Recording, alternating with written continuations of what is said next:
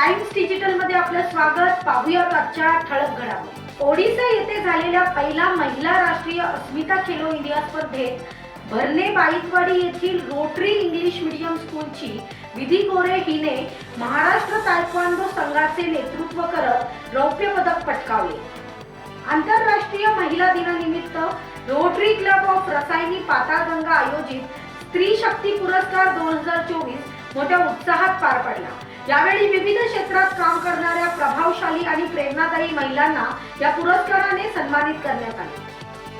माणगाव येथील आकारीपड जमीन ही पिढ्यानपिढ्या लोक कसत आहेत. या जमिनींना त्यांची नावे लागावी म्हणून केरवडे पंचकृषी वन हक्क संघर्ष समितीच्या वतीने वन खात्याच्या जिल्हा कार्यालयावर श्रमिक मुक्ती दलाचे कार्याध्यक्ष संपत देसाई यांच्या नेतृत्वाखाली धडक देण्यात आली. उरणमधील 250 एकर शेत जमिनी नापीक झाल्याने आगामी लोकसभा आणि विधानसभा निवडणुकीवर उरण ग्रामस्थांनी बहिष्कार घालण्याचा निर्णय घेतला आहे. साळाव मुरुड आगारदांडा रस्त्याच्या डांबरीकरण कामाला वेग आला असून रस्त्याचे काम लवकरात लवकर पूर्ण होईल असे सार्वजनिक बांधकाम विभागाकडून सांगण्यात आले.